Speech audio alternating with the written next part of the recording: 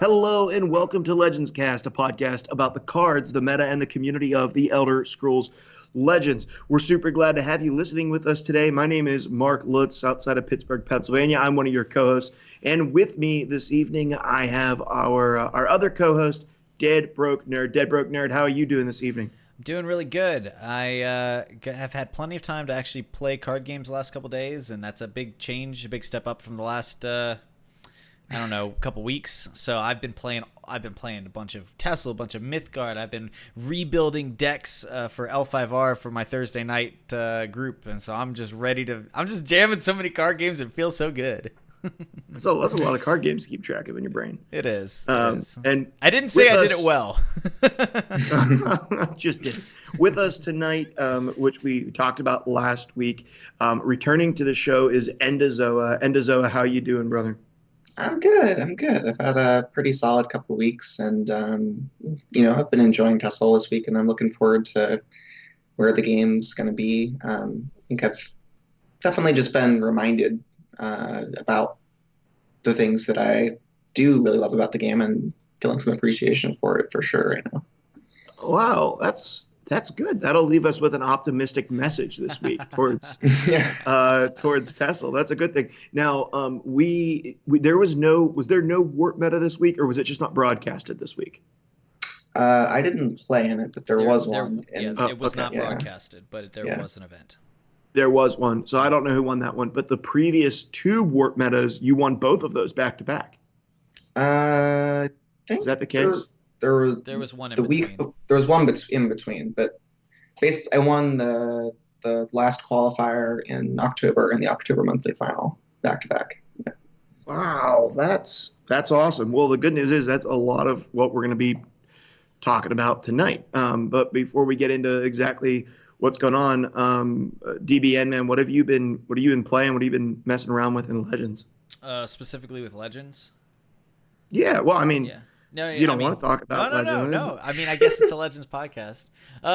It is. If you want to talk about L5R, I get it. But. Well, I really do, because there's some pretty huge kind of meta warping stuff in L5R that's had my brain in overdrive the last couple days. So it's pretty exciting on that front. But no, for TESL, I actually I didn't stream at all this week. I've just been having weird work hours.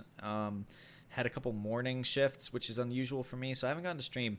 But I did get to play a little bit of two things mostly. One is Orc Warrior, and that's just for fun. I was like, I like tribal synergies, and I previewed the Marauder Chieftain after all, or I think that's what it's called, Marauder Chieftain. And I was like, all right, I want to mess around with orcs and have some fun with that. And so I've been doing okay with that, and it's fun. But really, more than anything else, has been Sorcerer, Bone Armor, OTK, and trying to get that as efficient as possible. And so I've been putting a lot of time into that one and trying to have that awkward balance of I need to survive early game aggro, but the OTK can come online pretty darn early compared to a lot of other OTKs. Now, of course, there's that situation of, well, you need to have an open lane. A guard in front means you have to use mana on a negation, which, disrupts you. Because, typically it feels like you need 2 bone armors and a ring in order to accomplish it just straight, from hand. And then, of course, you need a creature that's stuck on board. So, but it doesn't feel like... It doesn't feel as hard as a lot of the other OTKs that I've played around with, simply because you can kind of get some chip damage in and work towards that while eventually assembling the pieces, and you don't have to assemble that many pieces. But the main thing is okay, Withered Hand Cultist comes down. Oh crap! I'm running Channel Storms and Lightning Bolts, and the creatures I have don't have high attacks, so I'm not even winning trades, so it's it's that not awkward. Like you can lethal stuff down and things, right. So I'm trying to find that optimal balance there, but it's really fun. I've been winning a lot more than I've been losing, so that's always a good thing. Yeah, I think Ring of Imaginary Might OTK decks are actually pretty good. It's something that I've always found really interesting in tournaments to play against.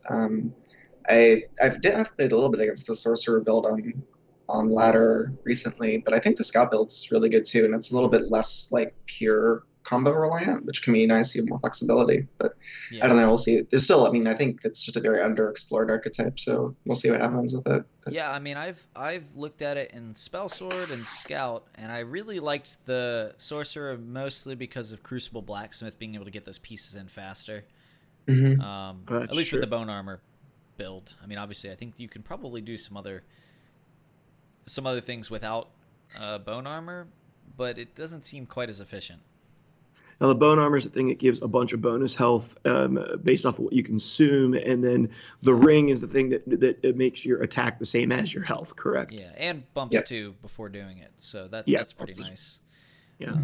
Especially because like now you have like Fallen Dragon and Dark. So like right now the build I have, and I'm trying to find that perfect amount. Obviously, Portcullis is great because of the Prophecy Guard, but then you also need like other things with these huge defenses to consume for the Bone Armor. So right now I've got like the Dark Anchors and Fallen Dragons in there as just pure discard fodder with Discerning Thief and Merchant's Camel. And trying to find like, okay, there's too many of these big beefy back end things and it's disrupting my hand versus I wish there was just one more card in the game that allowed you to discard things, you know, or at least in the colors that in Sorcerer. There's the 2/3 Pilfer that mills you for 3. Yeah, that's true. I looked at that one and I tried playing it and I think it's not bad until it starts throwing your bone armors in there, and that happened to me one too many times. So I kind of Yeah, I guess you. Well, I guess you then can you're actually. like, oh, do I run? What's the thing that pulls an item back? Like excavate? Like I'm like, this is going too far down the rabbit hole here. Yeah. Yeah, I guess if you're playing Scout, you can Scout's Report, right? That's another like draw, and you could You could. also get Corner Belt Gambler. Oh yeah, Yeah. Gambler, yeah. That's true. That gets rid of. Yeah, there's a couple more in that. Well, Yeah. Endo, what have you been playing, man? What have you been playing in Legends? Saying you've been really sort of like enjoying it. Is that did you take like a trip down nostalgia lane with a deck that you used to love or something that's just rekindled the love for the game in you? I mean, as much hate as there's been for the meta recently, I think I've just been feeling like there's a huge diversity of decks that are available to explore. I'm feeling like we're in a place where the game is really poorly understood, and that's like a really exciting time whenever the game is poorly understood. I think that there's still just some major meta shifting things, not even just about the invade combo decks, but even just like the unbelievably powerful green 1-drops that got added recently. I think like really throw the whole metagame for a loop. So I think there's just tons of discovery to be done, and there haven't really been any huge tournaments to incentivize people to like really put in work to figure it out. So it feels like there's just a ton of unexplored territory. Yeah. Personally, this week I was working on mid-range veteran, kind of in this style of mid-tribunal for a while, which felt quite good, and I was enjoying that. I revisited Guildsworn a bit, which was fun as well. What else have I been working on? Been working on just like a big sea of mono 1-drop decks, Assassin, Battle Mage, Dagoth, etc. And I've just been playing some Robo Crabs too, which is kind of all reliable, and I think we'll continue to see that archetype remain at the top tier of competitive play for a long time. That's not my favorite thing in the world. I don't like crabs. Yeah. I mean, it's not. I think there's some arguments to be made there about how the play patterns are with those archetypes, but it's pretty undeniable how powerful they are right now. Yeah, I mean they are strong. I was so passionately against the card Rusty Crab Shack. Summon crabs from your deck. I refuse to say the correct name of it on this show. Rusty Locker Crab Shack card. I was so passionately against it that like you feel like you stake yourself on the fact that I hate it. So now I can't like it or try it. That's probably wrong of me, but I just don't. What do you not like about it? Just I was like so sure it was bad whenever I first saw it, and then it wasn't bad. Yeah, it's like this little bit of bad. pride. Yeah, it's like this little bit of pride. I was like, this card sucks. things for mud crabs suck. Mud crabs suck. And then I was wrong, and it was really good. And then to be fair, you weren't wrong. Mud crabs do suck. It's just when Well- you get, 8/8 of stats for 5, I mean, distributed. Sure. Is it sure. 8/8 or is it? It is 8/8, right? Uh, Add trying to up. remember. It's 1, 2. It's 5, 5 plus 1. Yeah, it's 8, 8. Okay. But you also get a mud crab card, and you get a fang, and it's also a tutor for reflective it's- automaton. It's also an orc. Mhm. It's also Well, yeah, exactly right. an Right. atronach. It's an atronach to consume. It's a dragon if you're playing Woodland Lookout. It's a lot of things. Yeah. Yes, it is. It's also dumber, which is the most important of those. Yeah, I guess that's true. Too. And it's a lot of calculus. It's all the things. It's all the Yeah. things. I mean, I think the biggest thing about that card really is not so much the power level of the card itself, but it's that because it is strong enough to enable you to play all of those cards that would otherwise be bad, you get to play this package. I mean, generally you play 2 enraged wood crabs with most of the lists that I've seen, which means that you're adding 14 colorless cards to your deck, and so that just suddenly makes runners insane. The fact that you actually have that density, like it makes mechanical allies super good suddenly, and I mean that's Dynamo. yeah, right. Yeah, It gives I density. built. I had, I mean, a ridiculous amount of success. Like in the couple weeks after that, with a build that was sorcerer. I play sorcerer a lot. I just kind of realized, but maybe that's my favorite color combination. I don't know. But using and I didn't even go full Dwemer. I kind of just said, okay, I'm gonna put 2 Dwarven Dynamos. I put 2 hulking Fabricants in for more 5-mana 8/8s. And then I had Alfiks at the top end and just kind of played beefy good stuff. I didn't even have to play all the Dwemers, and it was ridiculous. I mean, it was. I mean, there's also that's the other thing, and I guess I'll say this: like, I don't hate the idea of it being around to allow you to play bad cards. You know, I mean, I like the idea of, hey, no one will ever play the 2/1 mud crabs. Let's make a reason for them to play it. I don't hate that in general, but I don't even hate Salty's Assault that much because Ice Storm exists, I guess, until Divine Fervor comes down. But yeah, I just think that there's a certain level of like the ease of which you can play it. And that's kind of where I fall a lot when it comes to balancing things. I tend to like things where, like, if you have X on board, then you play this and get this dope-ass effect. At least in other games. Maybe TESL just doesn't seem to have as many conditions upon playing cards as a lot of other games do. I mean, I think there is still a condition there because, like, for instance, you don't just like I don't think it's correct to just put Old Salty's Assault and the Mud Crabs in like an Aggro Crusader. Yeah, right? yeah. Like, There's you other can deck you building, can play it. There is a very solid build of RoboCrab that's Crusader, but like you don't just slot it into anything aggro, right? So there are True. definitely conditions on the card being good Sure, in your deck. the condition is that your deck is now full of mud crabs. Well, yeah. That's- I'm that's- not But talking it's so much beyond about deck that. It's building. not. It's not just that. Yeah. Yeah, I mean, I don't know why I just have a No, it's I have a okay. I feel personal the same about prejudice Death Priest. against. It's cool. I'll Yeah, I never have play a Death personal Priest. prejudice against the mud crabs. Although I will say this: when I first heard about the card and I looked at it, I forgot that Reflective Automaton was a mud crab, and I think if there was 4 mud crabs and Reflective Automaton was not in the game, that it would be like if there was another junk like 1/1 or 2/1 or 1/2 mud crab, it would not be as strong. Well, no, you just Reflective wouldn't play the Automaton other is one. You wouldn't play the other one in your deck. Well, what I'm saying is Reflective Automaton you couldn't pull. Like if you couldn't pull Reflective Automaton with it. Well, no. And you were yeah. pulling So a if it different pulled 4 random mud crabs, then there was a chance that you would miss it. But if you're deck building, you'll never put that 5th mud crab in because you're always going to want to make sure you get the automaton. Yeah, I'm saying in the world where Reflective Automaton is not doesn't exist. Yeah, okay. Doesn't exist. The Right. card doesn't exist, right? I think Reflective Automaton really increases the power level of that card. Oh, no because, doubt. I mean, that enables the power Yeah, level of the card. Yeah, by a lot. Okay, so here's the thing. This episode, we're going to be doing. Oh, what have I guess I didn't tell you what I've been playing. I honestly haven't had a ton of time to play, and haven't had a tremendous amount of interest to play. I guess I just haven't found that deck that I really want to explore. But I did play in the Gauntlet this week, and I played some like old school Aggro Crusader. And my first run, I ended up kind of conceding out my second two runs because I didn't really have the time to finish three runs really well this weekend because I had a really busy full weekend.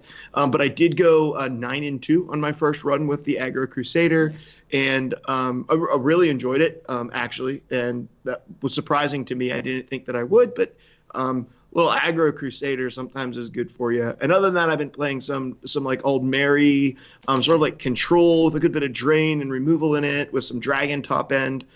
It's not the best deck in the world, but it is a tremendous amount of fun to play.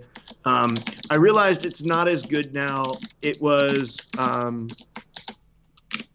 a lot better whenever like mid BM was a really big thing, and you had a lot more wards because I was running a lot of like -1/-1 cards, and it just countered that pretty well. And so, like ward crafters stopped being a problem for me. In the current meta, you're not seeing quite as much of the mid BM, or at least I wasn't.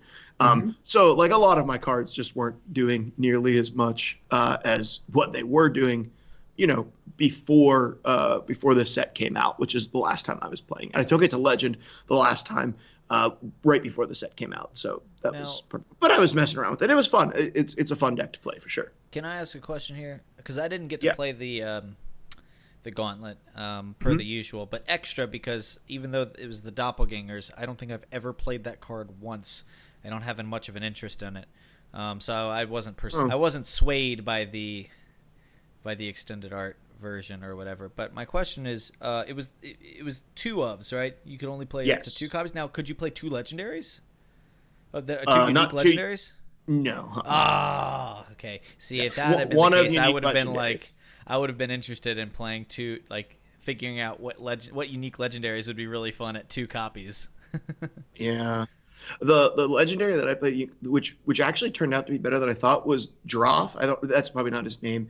He's the new unique yellow legendary that whenever he like targets one of your minions, and whenever that minion takes damage, he takes it instead. Oh, yeah. I was really surprised at how good that card is. You hit like I try to hit it on like 5th Legion Trainer. There was like some games where like I was like losing a lane, and I got a Hive Defender in their lane and then hit it with that, and like that Hive Defender went to like 15 health, which was like just won me the game in the race, which was cool. And there was times when I just like needed to protect a high damage minion with low health, and I would throw that on him, and that minion could like trade a whole bunch of times as they were trying to kill it, and also same time be hitting face. I was really impressed with that card. I thought it was pretty cool. What is the cost of that card? 5? 5. 5. What's the stats on it? It's a 3/9. 3/9. How does it read when like everything takes an instance of damage? So, for instance, does that protect your board from Ice Storm? It protects one creature. So you target a creature. Yeah. So basically, what happened is it would take 6 damage because it would redirect 3 from the other creature and then also take 3 itself. Yeah. Okay, but it doesn't protect like one creature at a time. You pick a creature, and like it's the little chained effect. Yes. Yeah, it's a summon effect. Okay. Yeah. Yeah. I was gonna say if you could slam that, it would take all the damage for all your creatures from Ice Storm. That would be nuts. Yes, it would be very. I lost an Ice Storm despite having that card. So yes, it would have been better. Yeah. Okay. So this episode, we were going to do something a little bit different. In the past couple, we've sort of gone through the news and the Gauntlet and guest Q&A and deck tech, all sorts of things. Even doing some like closing thoughts by me at the end. We're not going to do any of that this episode. Instead, on our Discord, we've had some people sort of like getting into the game, newer players, and also I think some folks who'd like to kind of get into the tournament scene a little bit, like wouldn't mind entering into Warp Meta, trying to do some of these open tournaments. So we thought it'd be great to get Endo on and pick his brain a little bit about like, how do you prep for tournaments? How do you deck build? Like for folks, especially some folks who are going to be getting away from using, like the prefab decks or the pre-created decks that they've been buying with gold, and they're trying to build their own decks now. So we have just a handful of questions that we're going to go through for this episode with Endo, and I'm sure DBN and I will have plenty to chime in with as well, where we're just going to be discussing some general thoughts on tournament prep, lineup prep, and deck building.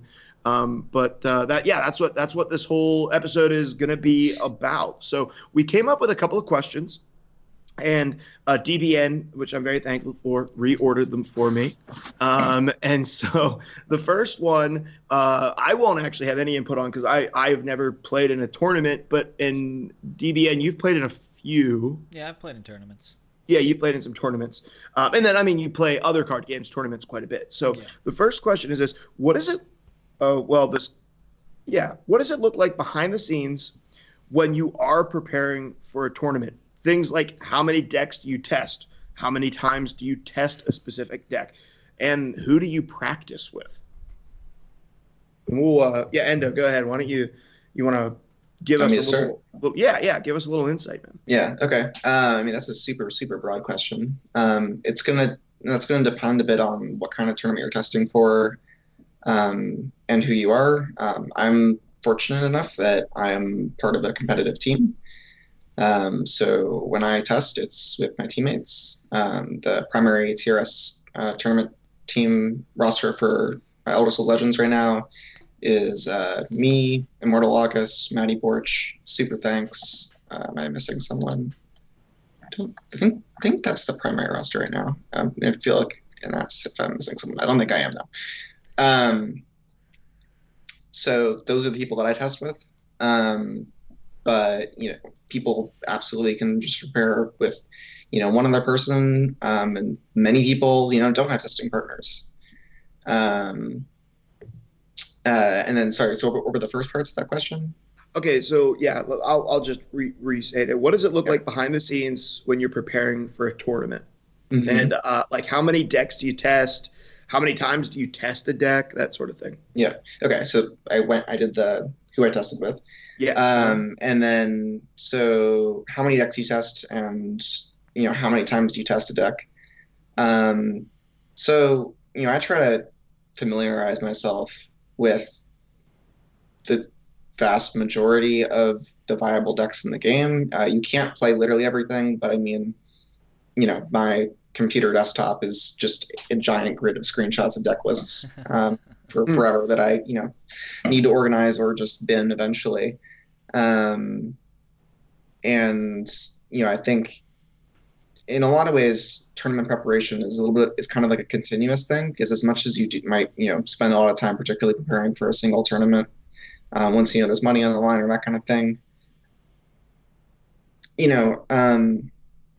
preparing for an event is an extension of just the work you're doing to understand the game as a whole. Okay. So, when time is time is always a limiting factor to some extent, right? So, how many times you're gonna try to iterate a deck is something that's really more dependent on just how much time you have at your disposal than anything else. So it's about how much time you think you can afford to spend. Because more time is always better, but you don't have infinite time.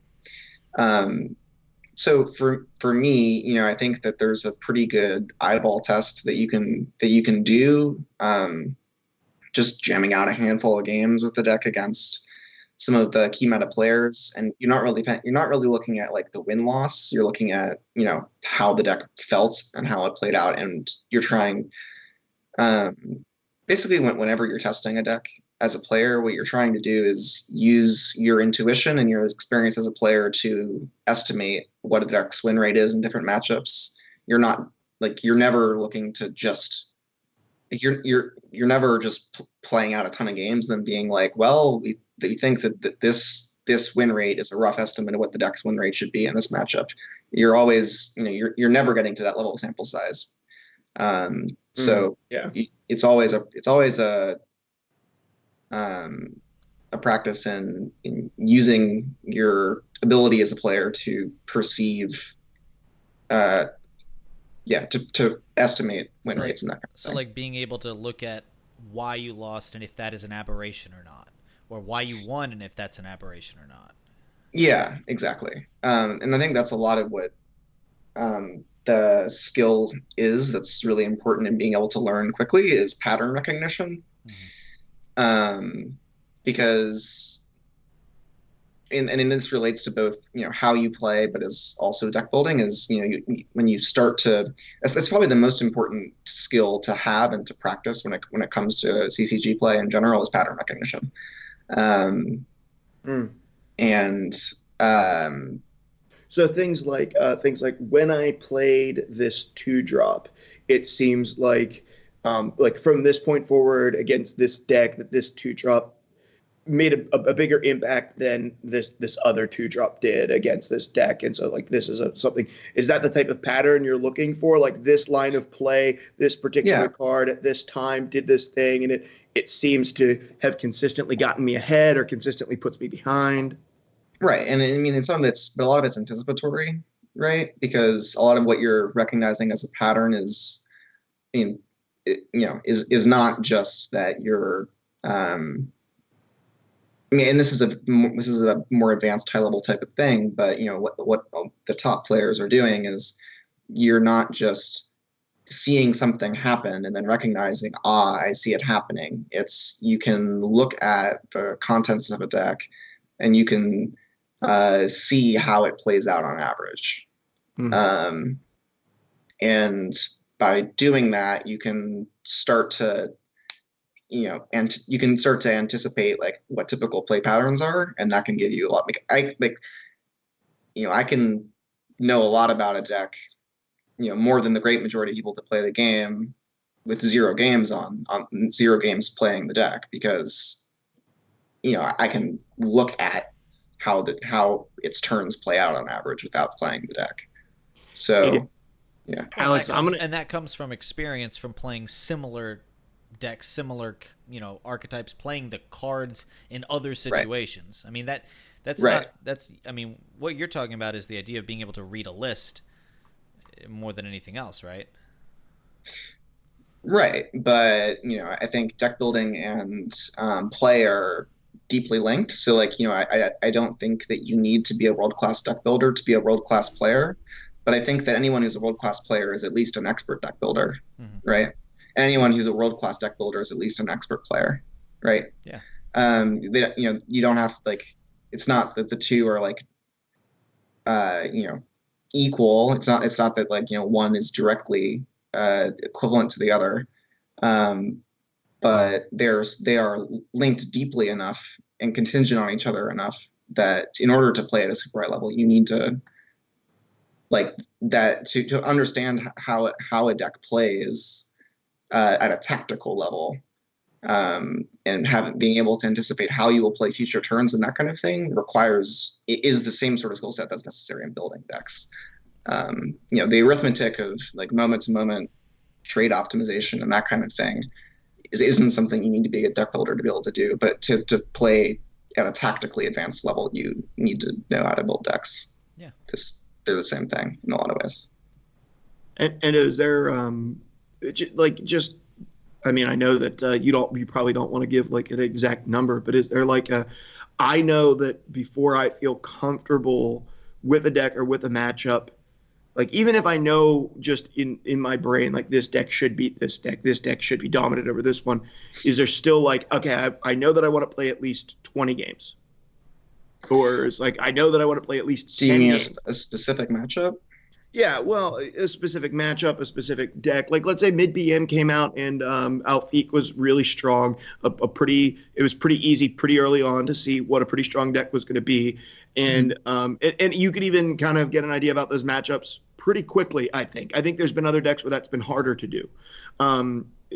But was there like a point where is there like a number that that like, okay, even if I feel really confident about this and I feel really confident that this is a good matchup or a bad matchup, I still want to make sure that I'm putting in, at least 15 or 20 or 40 or however many games testing it out?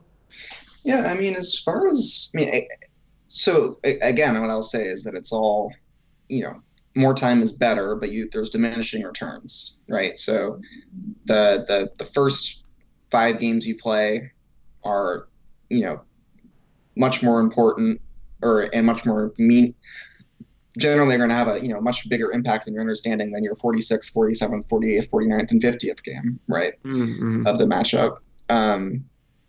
I'd say that, for me, there are so many decks in the game and so many matchups that, yeah, when I do go and like grind a matchup with the teammate, if I'm like so for instance, like one thing we'll do if we're like in the top eight the next day and we know our quarterfinal matchup, then we might want to just jam out games of matchups. And yeah, usually it is like something like 5 games per matchup type thing. Okay. Yeah, just Um, testing it out. um, and that's, and I don't, and I think, frequently when, again, I think one thing that's really important to emphasize here is that um, no matter what sample size you have, it's never going to be representative. So, Hmm. like, I think that theoretical understanding is always going to outweigh just raw sample size. So, I think like a basic example of this is um, when Abomination Empire came out this past summer during Masters qualifiers. There were a lot of top players posting on Twitter about like how they were grinding out tons of games, trying to like get an estimation of how frequently the deck would get to go off by X turn, that kind of thing. And that was the kind of thing that you could literally just do by doing the math. Like, like you could back of the envelope that well enough that you didn't need to grind the games. So I think where you can, you should be looking to minimize the amount of games that you need to be playing as much as possible. Mm. Like it is important to play the game in order to be successful in tournaments because the muscle memory you build up is super important. But more than anything else, the theoretical understanding you build up as a CCG player, as well as a TESL player, and even just as a player of games in general, tactically, from all the games you might play, all that's way more important than the micro of grinding a matchup. Mm. DBN, I mean, you've done some tournament play for TESL. You do pretty consistent tournament play for Legend of the Five Rings. There's been other card games that you've been a pretty consistent tournament player. So, what does tournament prep look like for you? Um, I'll start by saying like I've never done a lot of tournament prep for TESL. So the tournaments that I've competed in, I haven't been in a whole lot of tournaments, but the ones I've been in, I've actually I've probably overperformed, to be completely frank.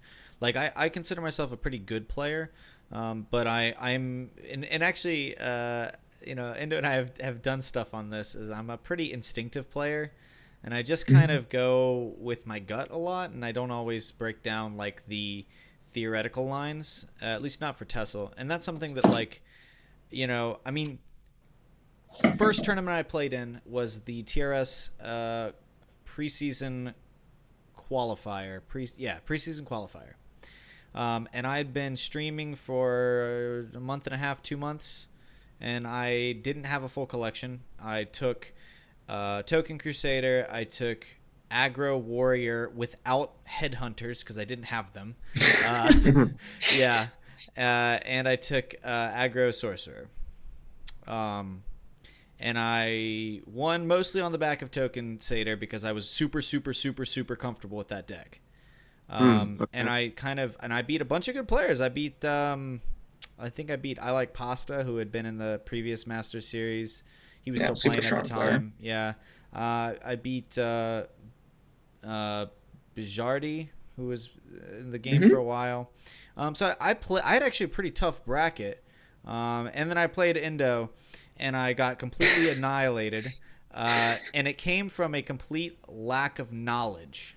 I mean, it was a complete lack of knowledge. And the reason why is I didn't really know the meta. I just knew my decks really freaking well. Right? Okay, sure. And I got annihilated because I didn't understand the raw power of mid BM and how it interacted with my lineup.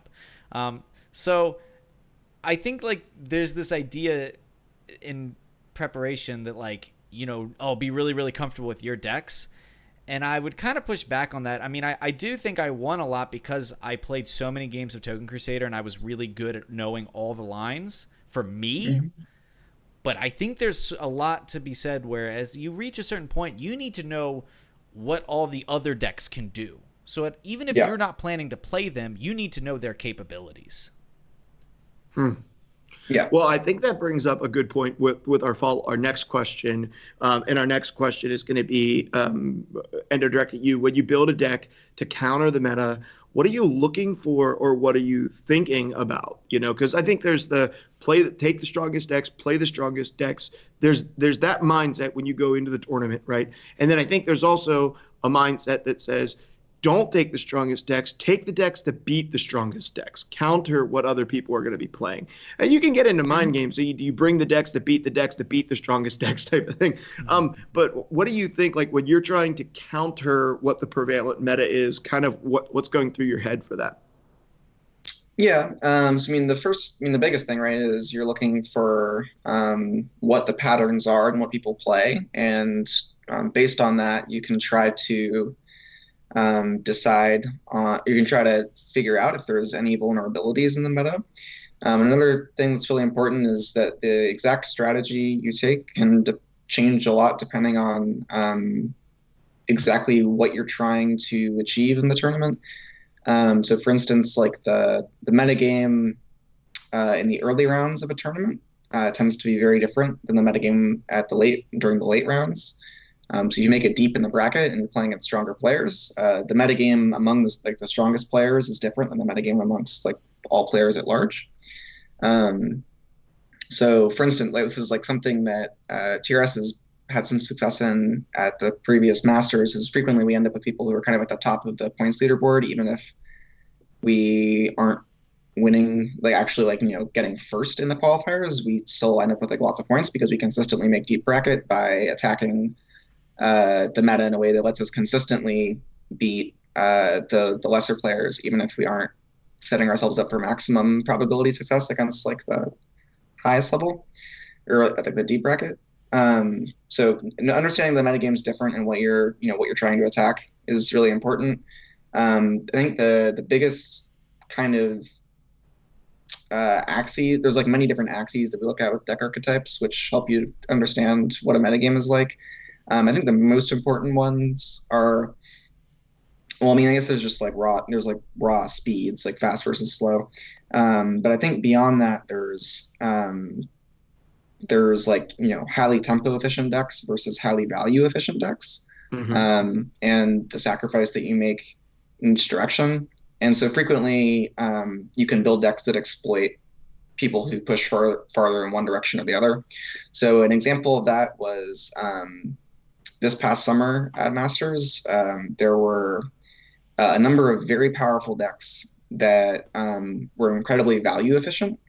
And their raw power level was high enough that their tempo efficiency was still strong, and they could still keep up. So the level one of the format were these. Basically the level one of the format was like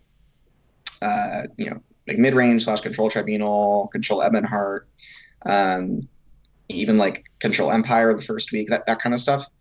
And so what we ended up seeing is that over the course of the tournaments, people got started making these kind of greedier and greedier lists, so more value efficient and less tempo efficient, because that those were kind of the core best decks, and in order to compete with those decks, they needed to be fighting fire with fire, but just even more extreme, right? So we could see that over time the meta was getting greedier and greedier, and so that's why you saw that after the first week, what a lot of TRS ended up doing is just undercutting and playing like quad hyper aggro. And we had a lot of success with that and put up like, a number of top 16s and top 8s like repeatedly, or basically every week. I had 3 top 16s / top 8 in a row. I think in August did, I think, very similarly.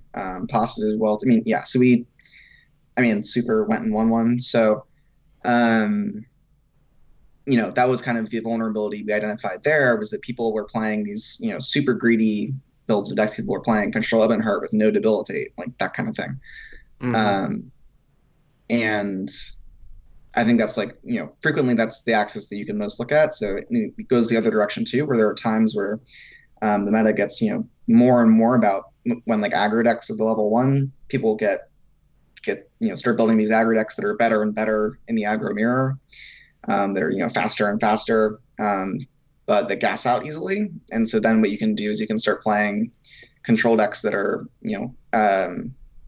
really not greedy at all, but like just really consistently defensive, like really high guard density decks that aren't playing lots of top end, and that you just let the aggro decks lose to themselves when they run out of cards. So there's ways you can attack metas when they push in either direction. I think that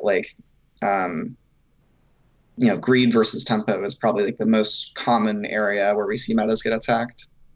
I feel like I'm rambling a lot, but no, I think that's helpful stuff for sure. Well, I think like sort of to kind of sum it in like a very not super exact way, you're talking kind of about not looking at what is strong, but why it's strong, and like why it's being played and the way in which it's executing its strategies. And looking at that is going to help inform you as to not what to play, but how to play it. Yeah, for sure. Because a lot of what we're doing when we're attacking a meta is we're tuning decks, right? And in a direction, and that can also, I mean, in new decks and new types of decks can almost be a way of tuning a deck in a direction, right? Right. So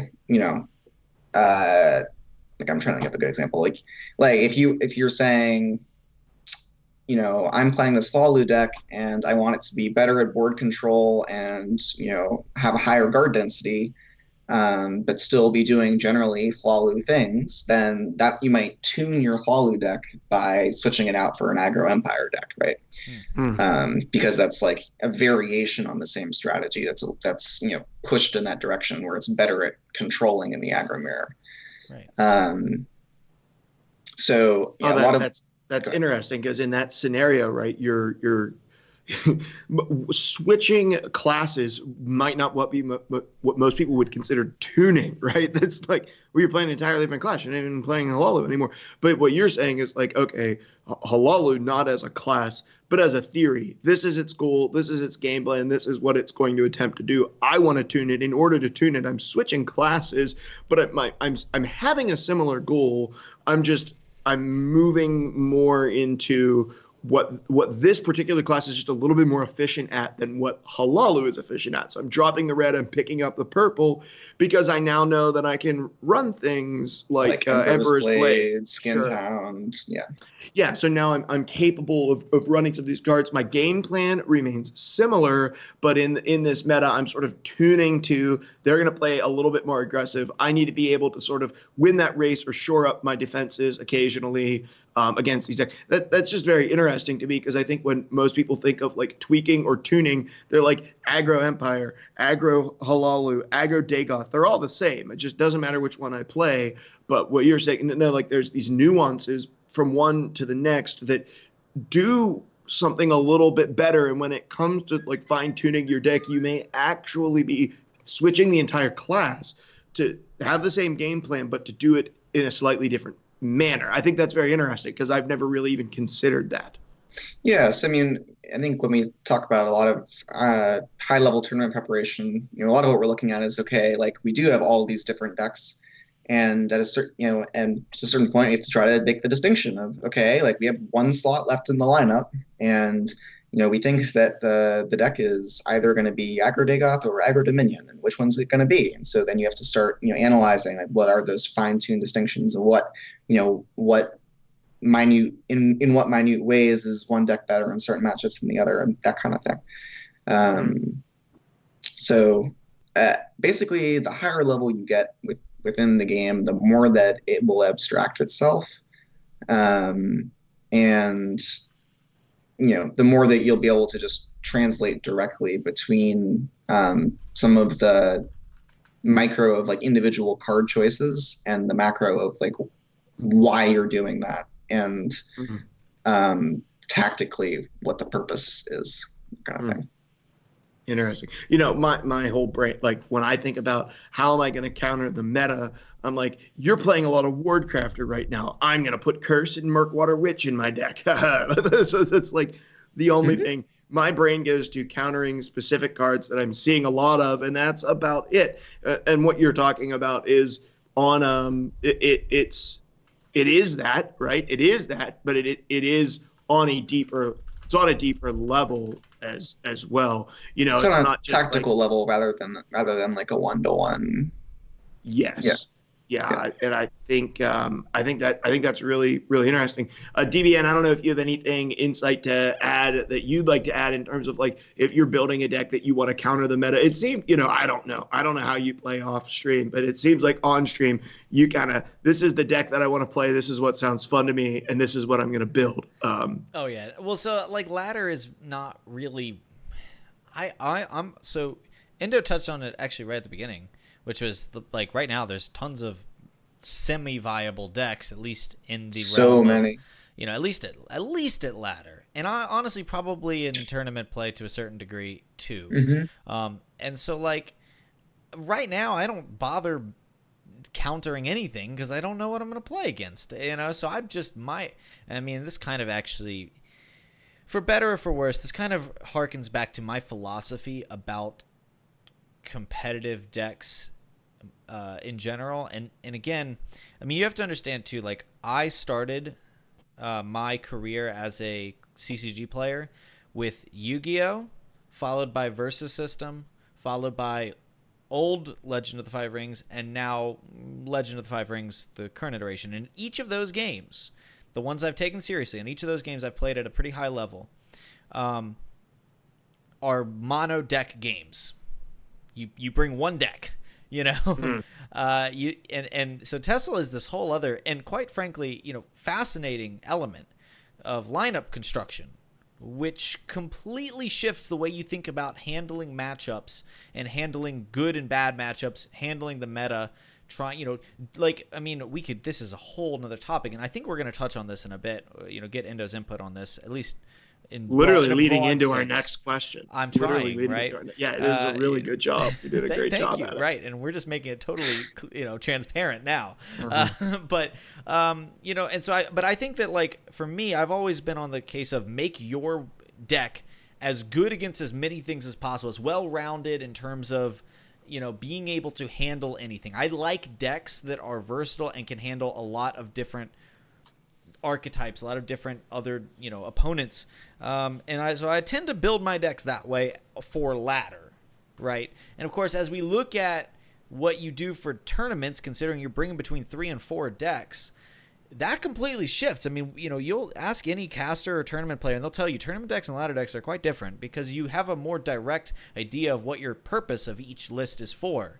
You don't necessarily, say, I want this to beat everything. You say, I'm targeting X. And that's exactly what Endo was talking about with making those tech adjustments, is you're targeting certain things, and you may not target the same thing with 2 decks in your lineup. Or, heck, you may target it with all 3. But that's something that you start considering. And so, when I test... when I want to take down the meta for L5R, which is actually a really relevant comparison right now, which is that I play a certain clan, and partly there's a clan loyalty thing worked into it, which I like from a flavor perspective, but my faction is good, and I'm really good with my faction. I play that faction because it fits my play style, which is a whole nother thing, right? I think my strengths often come with being very familiar with the deck and having it kind of match the way I want to play. But when you look at an enemy faction, and that faction, or in this case maybe that deck, that Rage Ebonheart pre-nerf, right? And you look at that thing, and there's that beast you have to tame, and you're like, what do I do with this? You start taking your deck and you're saying, okay, is this 10%, like, again, you don't run the numbers, but this, I perceive 10% increase in my chance against this deck worth forfeiting, the higher percentage chance to get things I might see more often. Those are the kind of that intuition of how far do you take a tech, right, before it starts damaging your odds against a wider field. And that's just kind of an open question that like I always try to ask myself when I'm working on teching. Interesting. Yeah, so, and in general, just quickly, that kind of thing about how far to take a tech, how much to polarize the deck's matchups. That's also largely based on what you're trying to do. You have to remember that basically polarizing a deck's matchup in a lot of environments basically serves as a variance ramp, um, meaning that you're reducing the amount that your play skill will determine match results, and because it's increasingly dependent on what the matchup is, right?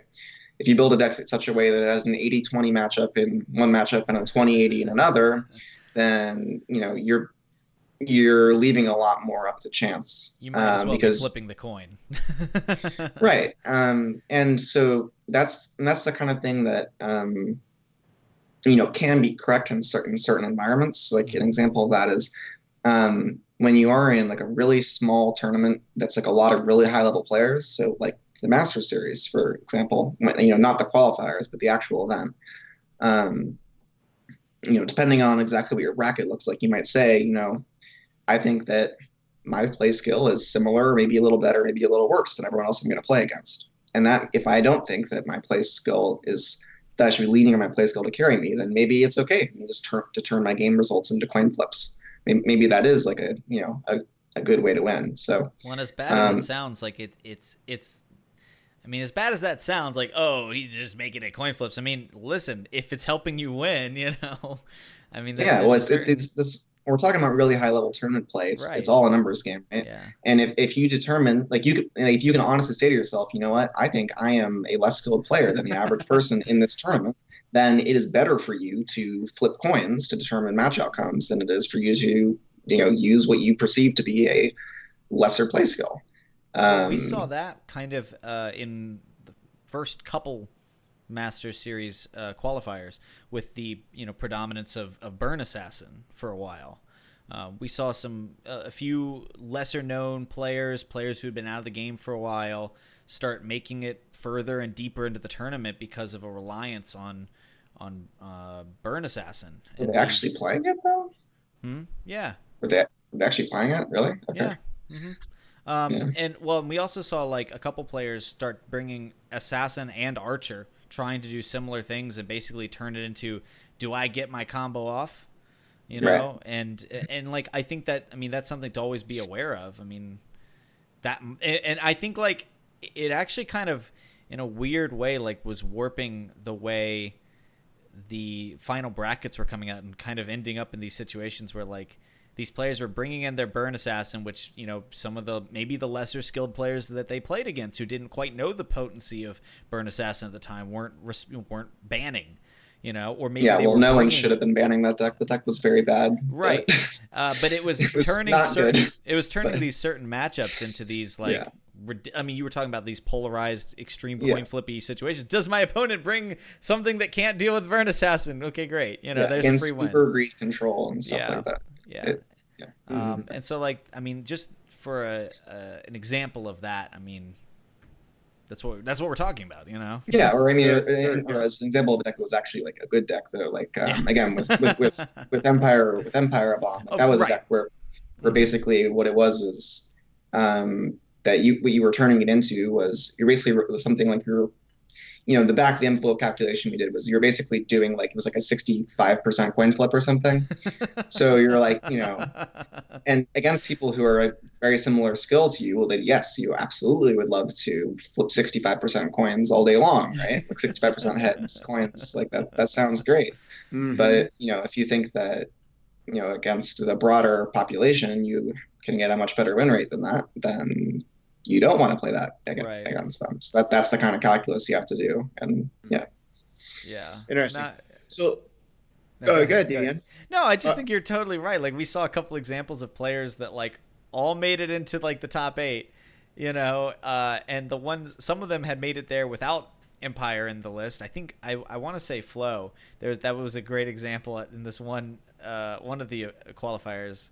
Like Flo made it with like a bunch of mid-rangey things, which is his shtick, and then Q's up against somebody who was playing Empire, and it just was like Empire win, Empire win, Empire win, and I talked to Flo afterwards. He's like, he said exactly what you said. He said, I liked my skill mattering more against the wider field, playing mid-range, I think I had a better chance, playing those mid-range. And then he's like, but I tell you what, man, you go up against that Empire and you just never know how it's going to flip. Yeah, no, I mean, and that's exactly the kind of strategy we were talking about. How, a lot of times, I'll say for me as a player, like I tend to lean in that way where I'm someone who I build lineups frequently in a way where I frequently make deep bracket, but very rarely actually win tournaments. And a lot of that's because of that, because I lean into decks that, can give me high percentage against people that I can outplay, or that I can, have an advantage coming in from just like a lineup perspective, that kind of thing. But I might not generate high variance situations that can be, and I don't go for like as like raw power, high rolly things that can be really good and like deep bracket sometimes. So yeah. So that leads us to our next question, which I think is an interesting. We've been sort of dancing around it a little bit, but how do you go about building a lineup? We now know a little bit of some of your mindset when it comes to prepping for a tournament, when it comes to tweaking a specific deck to fit into or to counter the meta. But now you have to come up with 3 or 4 decks and put them together. What does that look like? And I'm sure that hinges at least a little bit on the format of the particular tournament. So I understand like there's certain ways that you would build a lineup for one format over the other. Just curious, like how do you go about now I got to put this format together. I got to put these decks together, this lineup together. How do you go about doing that? Yeah, so it does change substantially depending on whether you're playing in Conquest or Last Hero Standing, like you're alluding to. For people who don't know, Last Hero Standing is you keep playing with a deck until you lose with it, and once you lose with it, you have to switch to one of your other decks. Whereas Conquest is you play a deck until you win with it, and once you win with your deck, then you move on to your next one. So in order to win a match of Conquest, you have to win a game with each of your decks that is left unbanned. Whereas to win a match of Last Hero Standing, you could just play one deck if you can 3-0 with, or 2-0 depending on the tournament, with that deck. These days, we mostly see TESL use Last Hero Standing, which again is the format where you keep playing with a deck until you lose.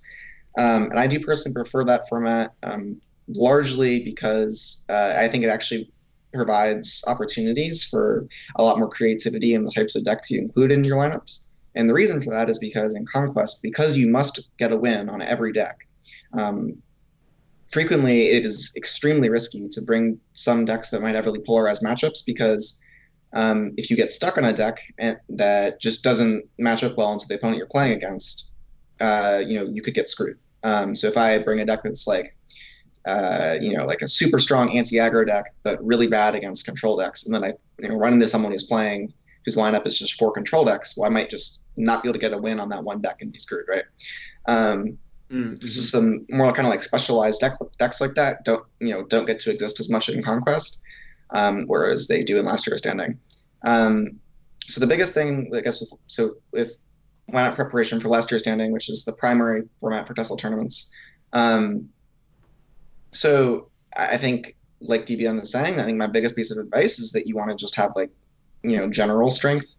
You can decide to ramp variance and polarize your lineup in a certain way where you say, I'm just going to hope I run into certain archetypes. But for more advanced players, like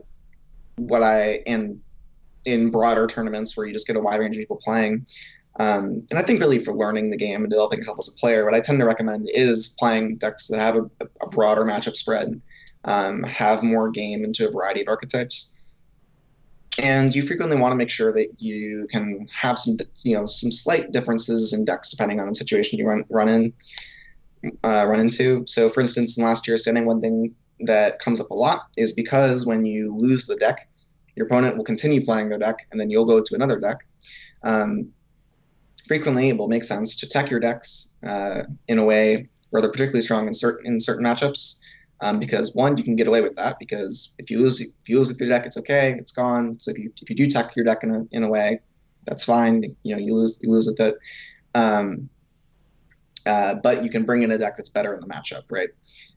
So compared to Conquest, you can afford to polarize your decks a little bit more in Last Hero Standing, but you don't want to go too far with that. And the main reason is because of the way that the ban system works.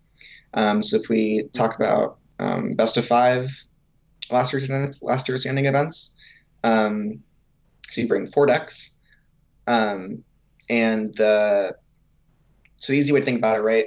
So like just some archetypal types of lineups. You could bring like a 4 aggro lineup, you could bring a 4 control lineup, or you could bring like a 2 aggro 2 control lineup, that kind of thing. So let's say you bring like 2 decks that are good against aggro decks and 2 decks that are good against control decks. Sure. If you run into someone who's playing 4 control decks, right? What they can do is they can ban out one of your decks that's good against control decks. And what you'll be left with is you'll end up being left with 2 decks that are good against aggro decks and 1 deck that's good against control decks. So after the ban phase, you'll have 1 favored matchup and 2 unfavored matchups. Sure. Which is generally to be avoided, right? Yeah. So even though you can get away with polarization more, and having silver bullet counter decks and that kind of thing, in last year's standing, because of the ban phase,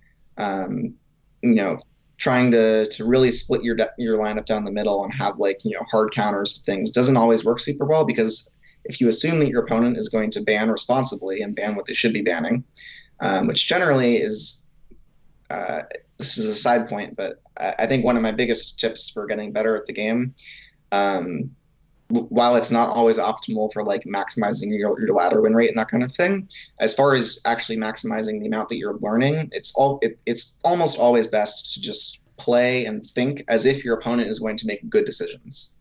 So when you're building a lineup, you should build your lineup assuming that your opponent will ban the deck that they should ban theoretically, right? Mm-hmm. That is correct for them to ban. You don't want to rely on your opponent making mistakes unless it's like you're in some weird situation where it's like you're going into a tournament and the person you're playing in round 1 and they have a tendency to ban some certain deck even though you don't think they should, that kind of thing. Like generally, you should be playing and building lineups assuming people are going to make the right decision.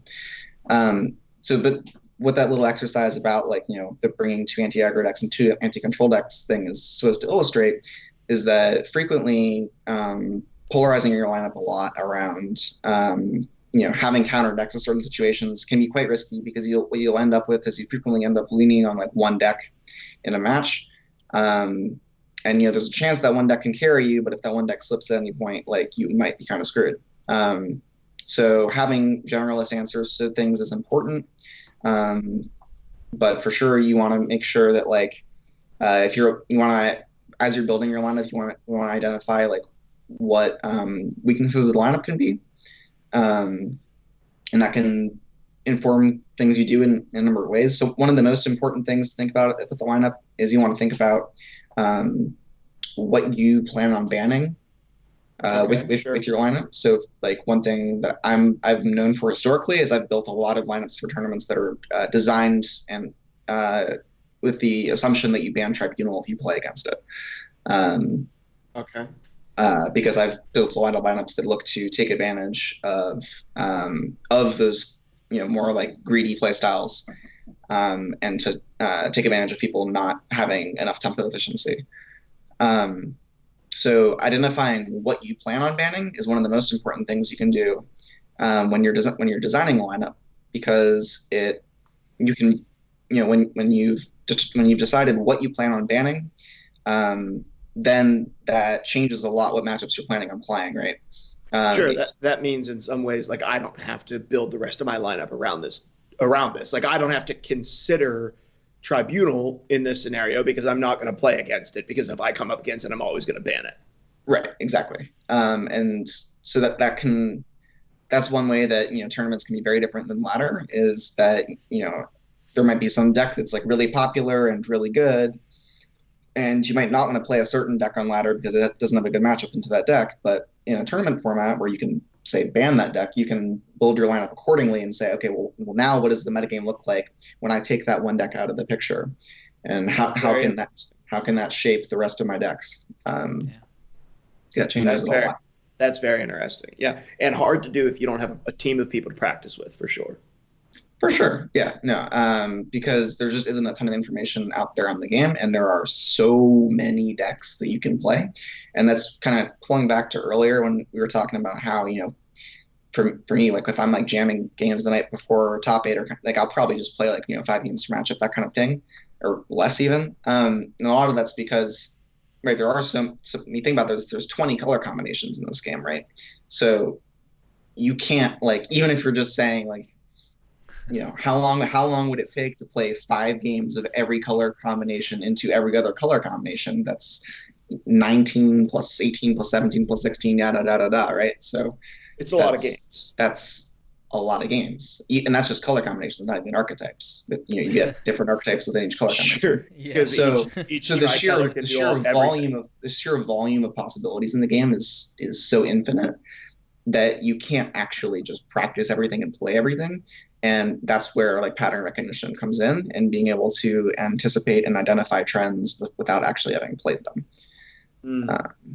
Yeah. Interesting. Now, DBN, you were saying earlier that most of the games that you've played at a higher level don't have 3 decks or 4 decks with bands and all that stuff. You come with a deck. So I guess that's a little different in TESL. Maybe that's just different in digital card games in general, right? Because I think most physical card games, you don't come with multiple decks. Well, so also like digital card games are faster. So I mean, turn timers don't exist in. I mean, maybe they should. And there might be Magic tournaments that do that. I've heard that but not at the highest level, I don't think. If you play on MTGO, they do. Yeah. But like, having physical card games, people take longer on their turns. They have a really tough line, and they sit there and consider it for, up to 5 minutes before, you start looking at them funny, and they don't want you to call the judge over for stalling. Right. Mm-hmm. So I hate like paper tournaments so much. It's so long. I mean, like for example, I mean, the last major L5R tournament I went to was, the last major one I went to was like March, I want to say. So it's been a while actually. There hasn't been a lot of ones close enough to me that I can drive. And I played. Let's see, I played 5 rounds of Swiss. And then in the bracket, it was top 8, top 4, and final. So that was 8 matches, right? Sure. And I was there from 9 o'clock in the morning when it started to 11 p.m.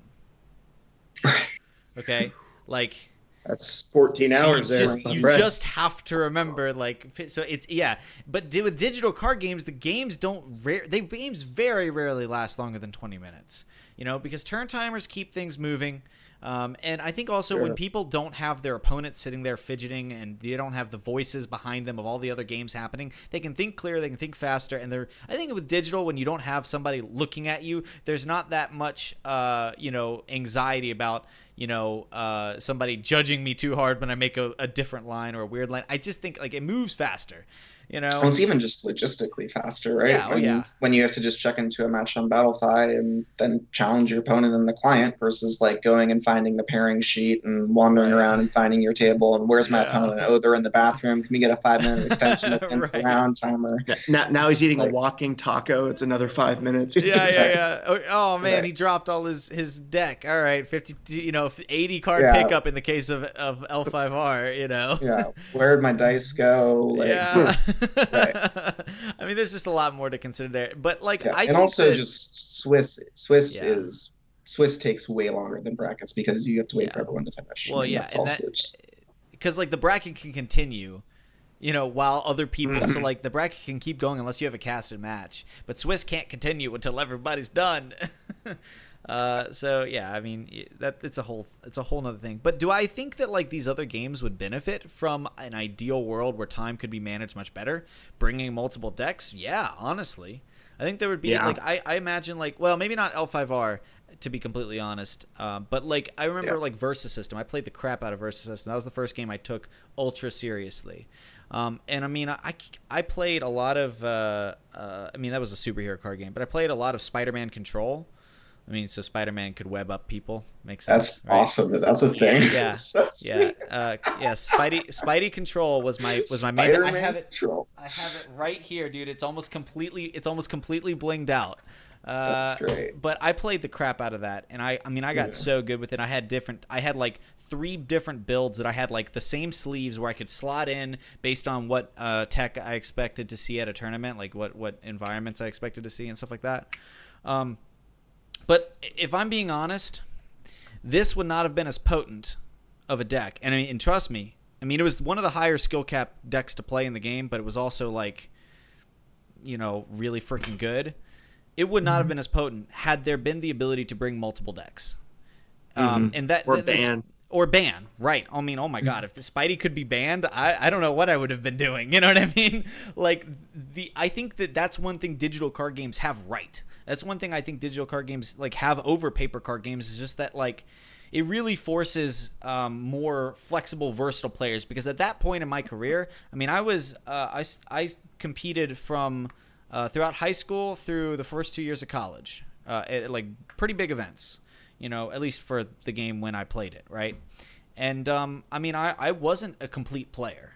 I was a very specialized player. You know, I was really good at what I was good at.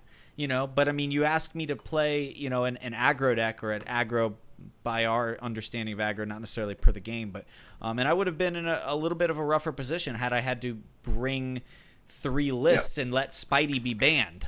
You know, and that is one of the reasons why we see that. For the most part, I mean, there have been exceptions, but like Please Don't Hack Me is a good example of that. But by the way, Please Don't Hack Me. He's beat me on ladder like 3 times recently. I don't know how I keep queuing up against him. I don't know if he's playing at the same time as me. I don't know what keeps happening. He keeps crushing me. I appreciate if he quit crushing me. That'd be great. But I was gonna say, you know, I mean, outside of a few exceptions, like him, he's a fantastic player. Most of the top players, you know, really aren't like specialists. Like he's an example of someone who's like a real like combo control specialist. But most of the top players can play anything really, and are quite proficient at anything. You know, so when we look at, you know, like Thuldir, Karakhan, Frenzy, Super, like all these people, like if they need to play Control Tribunal, they got it. If you need to play Aggro Hlalu, they got it. If they need to play mid BM, they got it. Like it's not like For the most part, don't have one. We don't see people uber specialized as much, and that's largely because you can't if you want to be able to adapt and build different lineups of different games. You know, in Magic, you can kind of get away with Paul Rietzel's always playing, or what? I'm probably just the wrong person, but always playing Craig Wesco. Sorry, Craig Wesco is always playing as like 1-drop mono white weenie decks, right? You know, and you got people who are like, you know, only like, you know, Gabriel Nassif's like only playing blue-white Esper Control like every tournament, every format. And they can get away with that because, well, you're only playing one deck, and you know, you can kind of tune your deck in a certain way. And it's kind of a similar thing with TESL, where if you're playing best of ones on ladder, you can play Control Tribunal in any meta and tune it in different directions and be uber greed, be really aggressive, basically a mid-range deck. Like, you know, you can tune a single deck in all kinds of different ways for different metas. But if you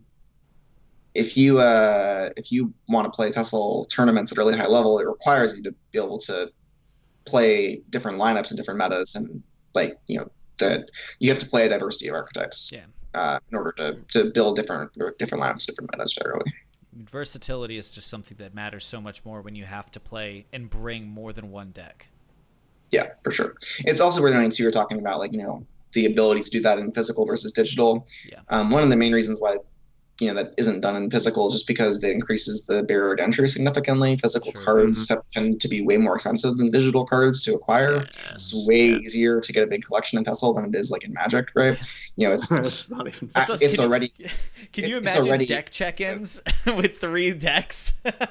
Right. Yeah. It's already like, you know, an absurd financial investment to buy like one Magic deck, right? You know, like hundreds, you know, depending on the format, thousands of dollars for single decks. Like, you know, you're like checking in 3 decks for a modern tournament, and you check in $46,000 worth of cards before you get to play. Right. I mean, like, you know, for me, like, that's one of the main reasons why I never really pursued Magic competitively. I didn't have interest playing a stock market simulator, and I didn't want to spend that kind of money on cards to play competitively. Because if I wanted to play competitively, I wanted to play with optimal lists. I wasn't going to play with budget lists, right? So it's already hard enough to get people to play games like that with one deck. So imagine trying to tell them, oh, yeah, actually, yeah, you need to go buy 4 decks now. Like, what? People just aren't going to play the game. So, Yeah, true. yeah, again, this is one of the things that's really nice about digital is we can get away with some of this stuff where it's like, yeah, this is a more complex and really interesting gameplay experience. And I love the multi-deck formats. I know there's some people who are, who are against it from other games who honestly, I think it's largely just because they don't have experience with playing in them. But I mean, I I love multi-deck formats, and I think it adds so much complexity to the game. And frankly, it's like one of my favorite parts about playing TESL is like lineup design and construction. That's a whole different level of strategy.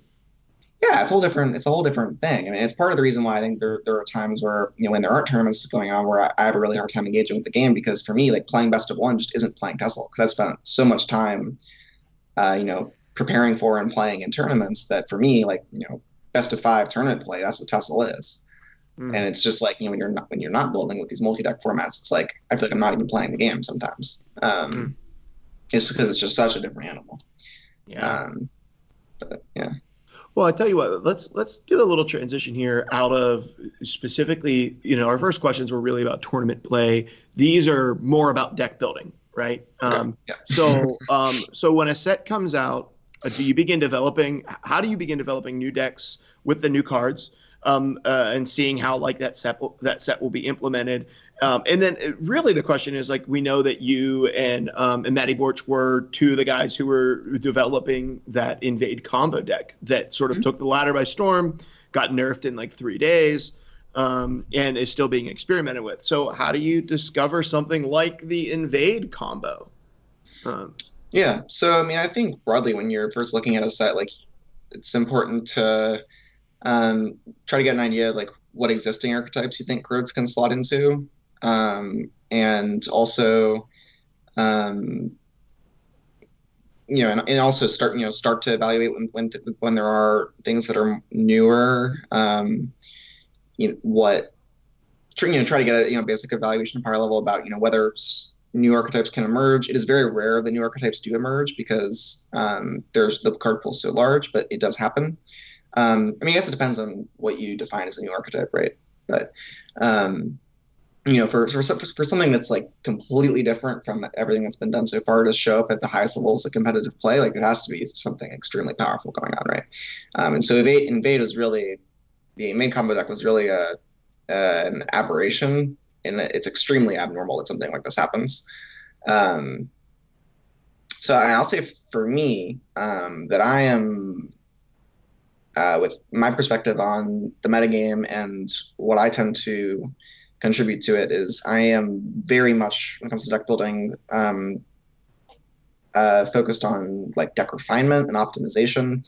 And like my skill set is largely about like how to take concepts and then turn them into and then like maximize their potential. Okay.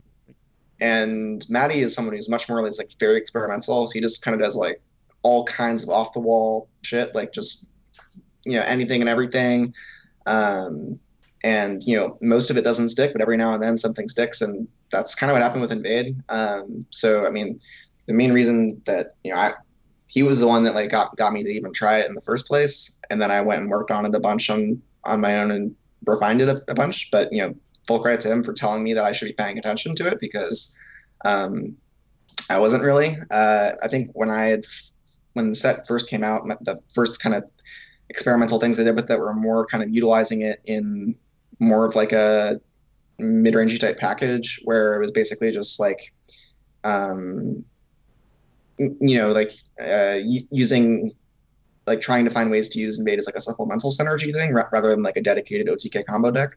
And I hadn't been finding like just from the games I'd played with that, I hadn't been finding that was really very compelling. And I think that's kind of largely what I was doing is I was playing the cards the way that they were designed to be played. Sure. Yeah. And it didn't seem like it was really obviously standing out as powerful. So I abandoned the more kind of like just board-based builds pretty quickly. And I will say though too that like that I think it'd be wrong to take the lesson from that like okay don't always focus on those types of builds, because I think that the most important, or the most common way that you can utilize new cards when they come out is by looking at ways that that they aren't like the dominant synergistic effect going on, but they can supplement strategies. Sure. Because the great majority of the decks in the game, when the game is balanced, are not like, type a keyword in the search box and put in every card with that keyword .deck. Yes. Yeah. Right. Like, and when the game is balanced well, that should never be a deck, right? Like Jade Druid and Hearthstone was a mistake. That should never have existed. Yeah. Right. Yeah. So and it's important to realize that, game designers are going to design their games to avoid that happening, right? So the way to look at this, right, is like, there have been and are some powerful decks that utilize Waxwing synergistic effects and moon gates and stuff, but they're not, shove every card with Waxwing on it in the decks, right? Mm-hmm. Like most of the powerful ones we've been seeing recently have been ones that are kind of hybridized with some like support synergy stuff going on and that kind of thing. So usually when we look at the ways that new types of cards can be integrated into decks, we're looking at hybridizing different types of strategies, right? We're not just like, okay, like dumping everything in a deck. And so again, it's important to note that the way that Invade kind of worked out is kind of an anomaly, and it was somewhat discovered too, because I think I'm not sure if we knew initially on release that gates were going to cost 0, and that, it took people a little bit to kind of figure out the whole thing with bouncing gates and resummoning more gates, and what that could allow you to do. Mm-hmm. And I think, like, this was a moment for me. I know my intuition and my pattern recognition told me, told me the wrong thing. Where, my assumption going in was that this was going to be another nothing, and ended up being super powerful. And it took, no time for me to realize that and then start, working on it. I mean, like, the very first builds of this deck we didn't even have like close call on the deck to begin with. Like, I had to go add that and stuff. So,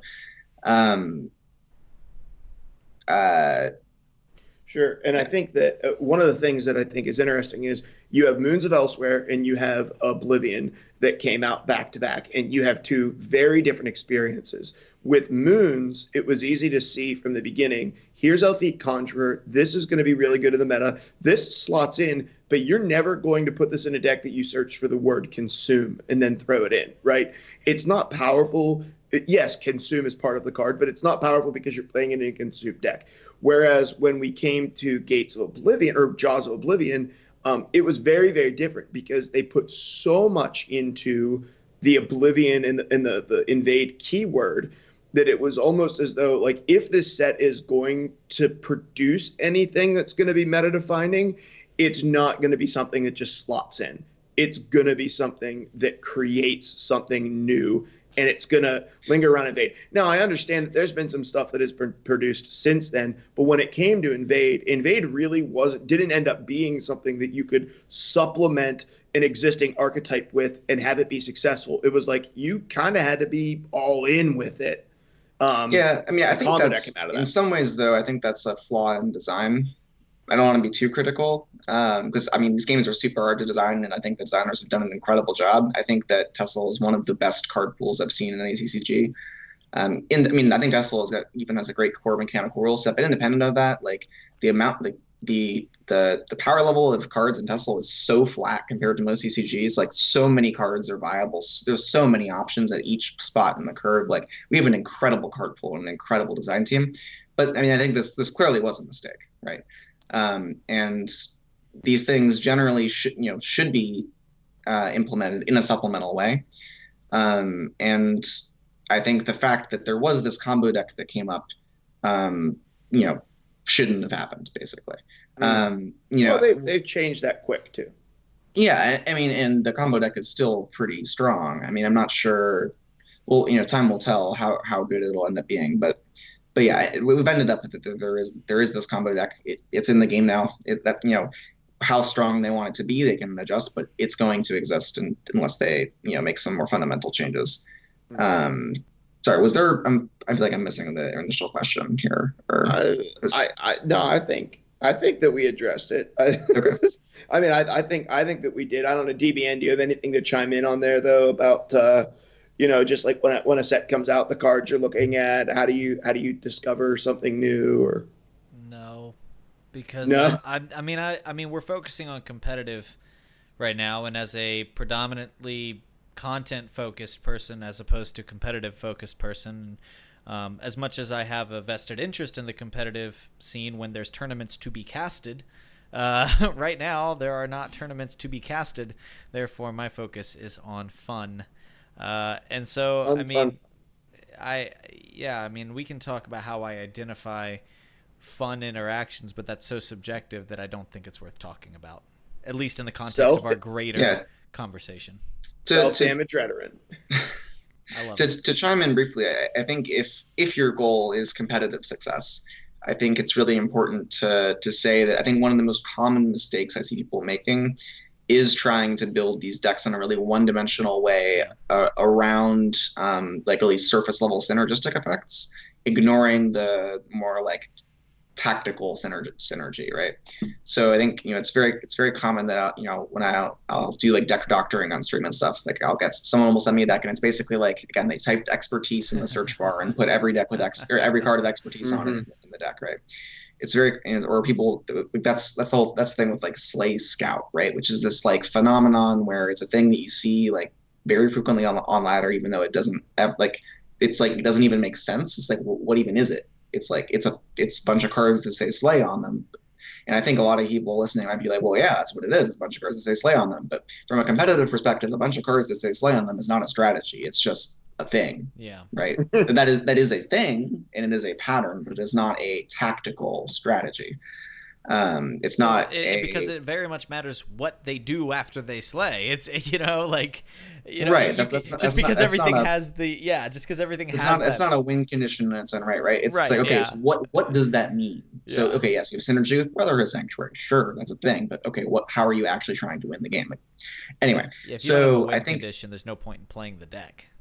Right. So broadly, the biggest piece of advice here that I want to kind of just, when you are looking at new cards, right, is yes, the individual synergistic or like matchup things matter, right? Like Execute is a good card against Daggerfall Mage. Like that's what Mark, you were talking about earlier about like looking for like ways to counter certain cards, and things synergize in similar ways, right? Like anything that buffs a creature's strength or power, I don't remember what's called in this game, is good, pairs well with warded creatures, right? Like State of Need is good with Windkeep Spellsword. Like those cards are synergistic. There's that kind of stuff. Where was I going with this? So there are those types of synergistic things, but you have to be thinking too about just like in this current powerful deck, what at what points in the curve from a mana cost perspective, where is the color or the color combination weak? Like what mana costs? What areas can that deck be improved? Or what resources or what type of effect is a deck lacking? So like an example of that might be like Gold Initiate is not it's a willpower yellow 3-mana 3/3 drain with prophecy. Card is not like exceptionally strong. But it still makes its way into a great majority of mid-range control yellow decks. And one of the main reasons for that is just because a lot of decks lacked life gain. Additionally, there were a lot of decks that had a big hole at the 3 slot. So even though the card was nothing to write home about, was nothing like, world-ending, mind-blowing, incredible slam dunk card, there was this kind of perfect storm where there were a bunch of these decks that had a really severe lack of 3 drops, and this could slot in there, and also really looking for some more sources of life gain, and this provided that. So like things come up like that all the time, where even though it's not like you're looking for like a really surface level synergy,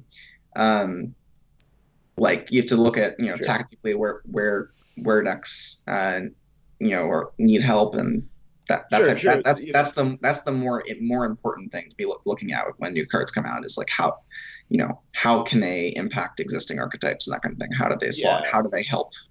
that was another thing with Alfiq, right? Like mid BM was great, but there was a lull around the 6 slot that allowed them to create multiple threats at a time that would allow them to push damage and beat some of the control decks that were removing their threats. The 6 drops that were there didn't do what Alfiq does.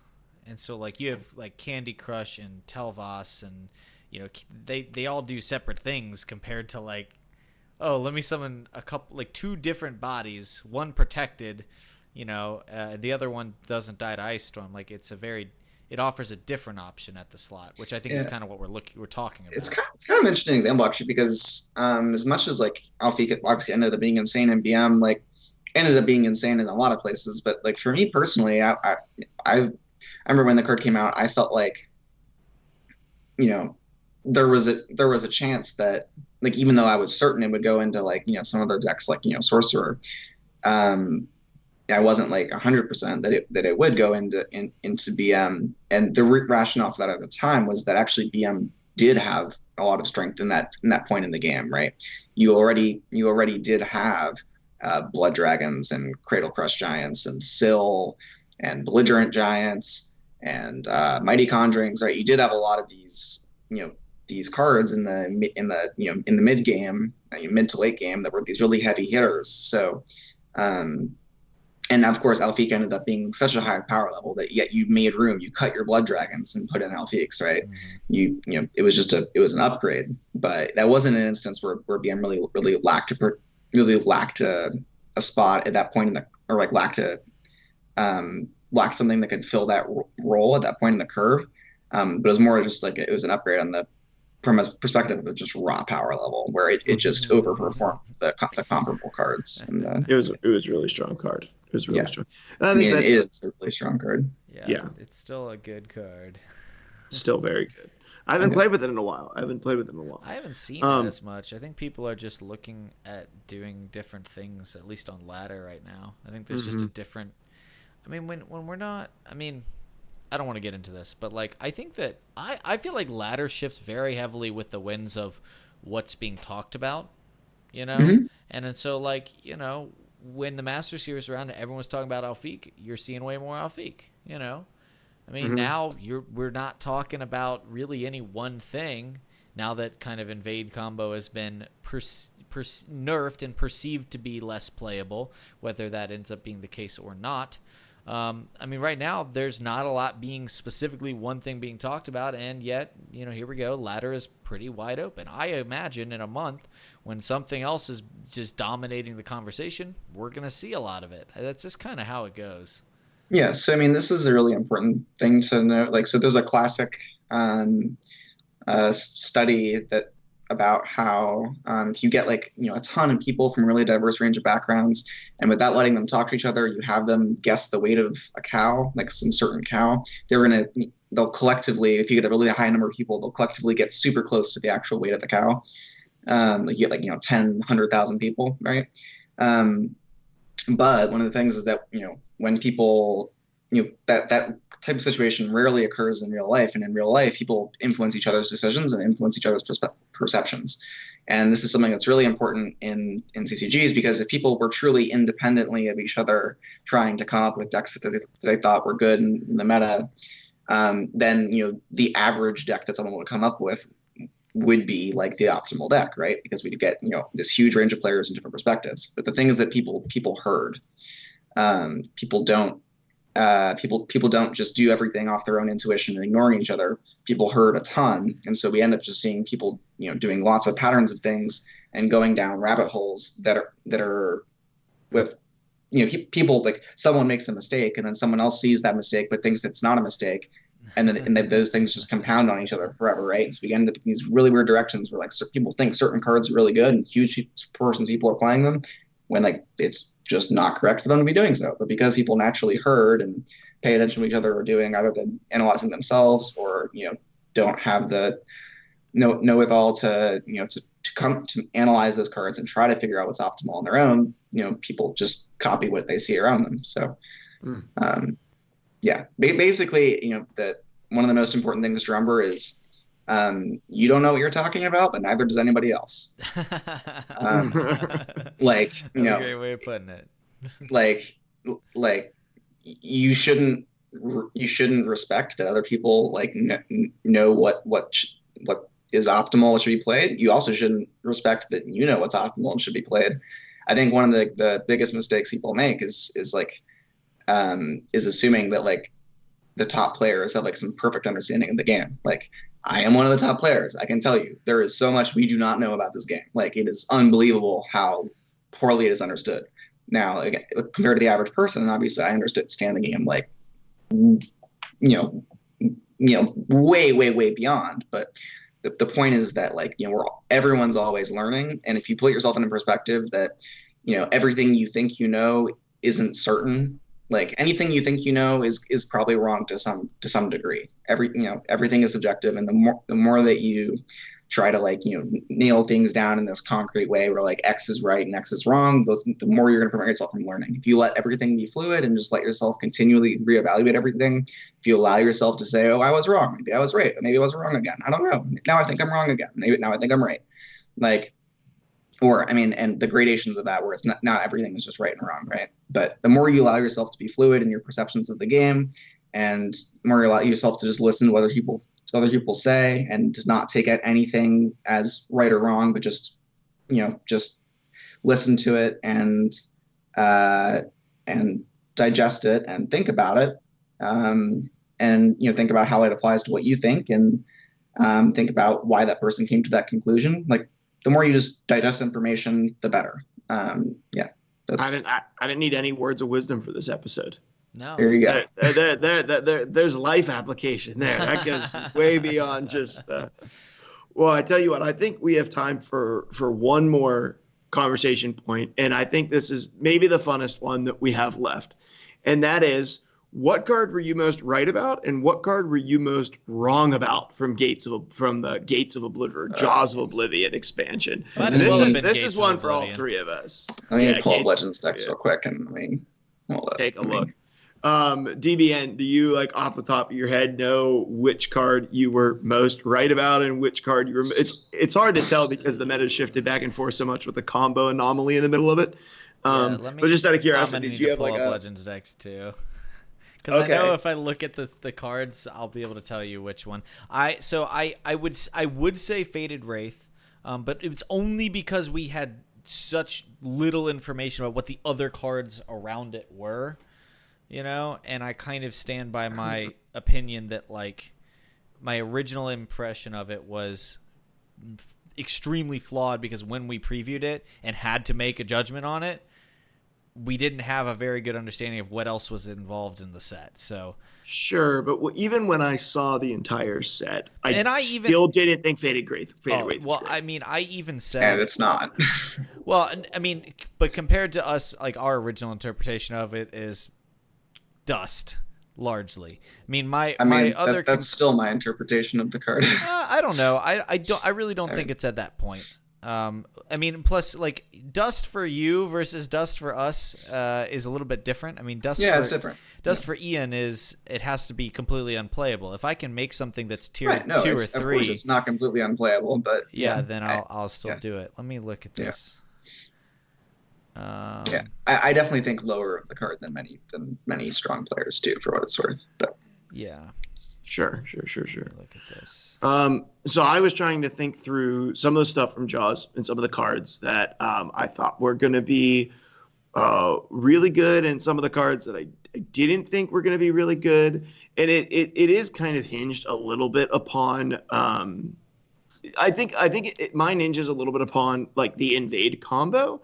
But I definitely did not think that Invasion Party was going to be a good card. And with that, I really did not think that Dremora Adept were going to be good cards. I thought they were both going to be pretty bad. And even with the Invade being nerfed, I still think that they're not awful. But those were two cards that I definitely thought were going to be really bad, that obviously with the Invade deck, the combo deck that came out, at least for those handful of days, were not bad at all. Those were decks that I was cards that I was definitely wrong about. And honestly, to a certain, I don't know. I don't. Maybe I haven't been playing, but Dusk Eater Skirmisher, I think I thought was better than what it. Maybe it's actually really good. It's just not seeing as much play. But Oh, I think it's incredible. Yeah. No, I mean, I'll say for myself, like I put Dusty to Skirmisher as my number one card in the set, and that's actually what I was going to say is the card that I think I hit on the head the most. Is I think I said I thought that card was insane, and I still think it is. I think it's probably the best one drop in the game, which is also what I said when it got revealed. Um, Card is just nuts. I mean, it just trades into everything. It trades into most 2-drops. So like. Yeah, the card is ludicrous, and I think shapes the game in a lot of ways. I think it made stuff aside. I think I gave a lot of the invade cards kind of like 2.5 threes of like hey, this is looks like decently powerful on paper. Maybe it'll get there, but like doesn't seem insane. Probably not likely to get there. Okay, clearly it got there, not in the way that I thought. But I think probably more that's kind of like I don't know. That's one thing, but more like individual card level. I overlooked Marauder Chieftain. When the set first got spoiled, and that card I think is quite strong. I think it slots into a decent amount of red aggro decks quite well, and it's a card I didn't think enough about. I mean, with time, the card's pretty expensive at 4, and it's kind of weird to say that these days, but aggro decks curves get lower and lower, so the number of 4-drops you have at your disposal is limited. But I think that in certain red aggro decks, definitely like I had written that card off as like pure unplayable, and I still don't think it's great, but I think it is quite strong in certain decks. So that's one area I think I was wrong for sure. I'm looking through here, and it's alarming how many cards I was wrong about.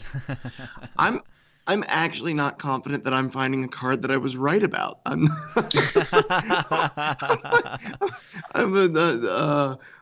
Well, I guess I did. I mean, if Endo says that Dusk Eater Skirmisher is the best 1-drop in the game, then I guess I was right about that, because Dusk Eater Skirmisher was one that I thought was really good. But I'm just like looking through it, and I'm like, holy cow, was I right?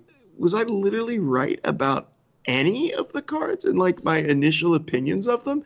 Not really. Not as it turns out. Don't listen to me. My interpretation of the set, even when we were looking at it, was the set overall is pretty low power.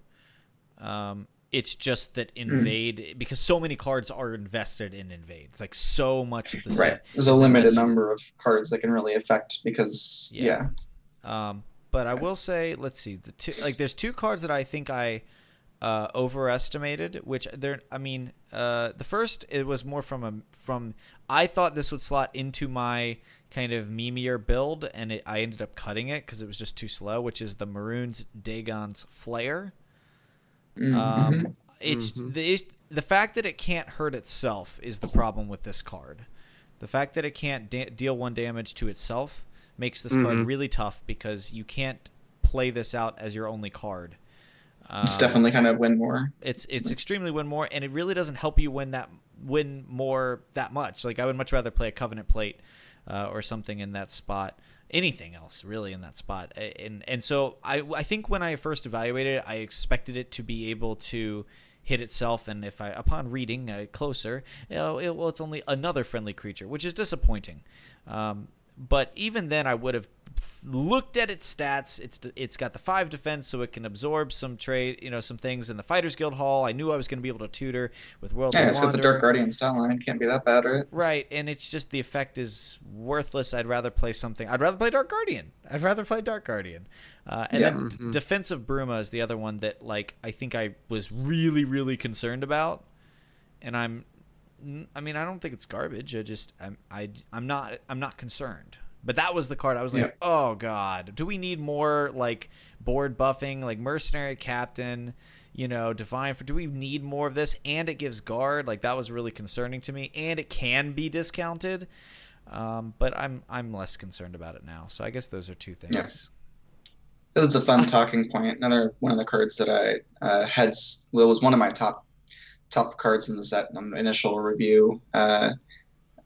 Was Mountain Lion, which I still think is super nuts. And I know that's not something that a lot of people have come over to yet, but in the really low curve aggro decks, where you are consistently hitting turn 2 already, it basically is a 2-mana 4/3. It's just basically with the cards. It's a 2-mana 4/3 that you can't play on turn 2 or can't play before you have access to 3 mana. Which if you think about, you think about Mournhold Trader or even like Slinking Jackal. Or I think the card is like just basically a strict upgrade over Slinking Jackal in most decks because most decks that are curving that would play Slinking Jackal are curving so low that you're not worried about having to hit your 2. So I think that's a card that I'm really, really high on, that the community at large hasn't fully caught on to yet. No, I've had success with that card as well, and I mean, yeah, it's a 2-mana 4/3. Let's just be real. You want to know something funny? Huh. When this set first came out and we talked about it the day it came out, I literally said that Great Sigilstone was a safe craft. And that card doesn't even see play in Invade combo. It's just I called it a safe craft. Well, it's like, why am I? Don't listen to me. Like, just go listen to somebody else when it comes to that sort of stuff. It's like, hopefully you're listening to the podcast because you like my voice, because you're not getting a whole heck of a lot else out of it. I don't know. I try to avoid. I mean, I try to avoid making like any sort of economy-based claims. Because of I've had things where I was so sure about something and ended up being wrong, or was like really unconvinced, and it's like, oh no, that it's real. I have to say, I once we saw hand buff stuff, and even if I'd seen this earlier, like I looked at Determined Supplier, and I'm still interested in it. Yeah. Like, I look at Determined Supplier, and I guess it's just, the issue here is, like, Thorn Histmage exists, and Thorn Histmage is just better, and Treeminder does what this will do without synergy pretty much at 1 mana lower. But I look at Determined Supplier, and I just wonder. I say, maybe if there's a big rotation, maybe this could get played? I don't know, like... The card is really good in certain decks. Yeah, the question is how good those decks are. But I mean, the card is very powerful for sure. Yeah, I think it's very powerful. Okay. I just look at it and I'm just like, I want to do something with this. And every time I try to contemplate what that is, and this is something actually I was thinking about when you were talking earlier, Endo. I was thinking, when I'm building a deck, you were talking about the idea of needing a win condition. And that's something that, like, I kind of try to pride myself on. I'm not perfect, but when I build a off-meta sort of themed deck, I always try to take it from the perspective, we're not going all in on this. We're taking what's good about it, trying to highlight it, and then playing good stuff around it. I mean, how many decks do I build that are themed decks that still have Barrow Stalkers and Skinned Hounds in it, right? Because those cards are just ridiculous. Wardcrafter, Shrieking Harpy, etc. And every time I look at this, I get that same impression of every time I want to build some different version of Aggro Crusader, which is why bother? Why build a different version of Aggro Crusader with a tribal synergy or something besides the idea of it'll be amusing? Because if you can do something better in the same color combination, I always just get that gut instinct of, like, you get deflated. You're like, why bother? And this is another card that I just, every time I try to think about how I want to play this, what are we really capitalizing off of an insane amount of magicka that can't be achieved through... Well, I mean, even if it just... But that's the thing, though. Like, there are very few cards that let you ramp more than one. And even if you just get that thing to 2 power, through, one type of AoE buff, right? Like a Divine Fervor or something. Even just that is a very powerful effect.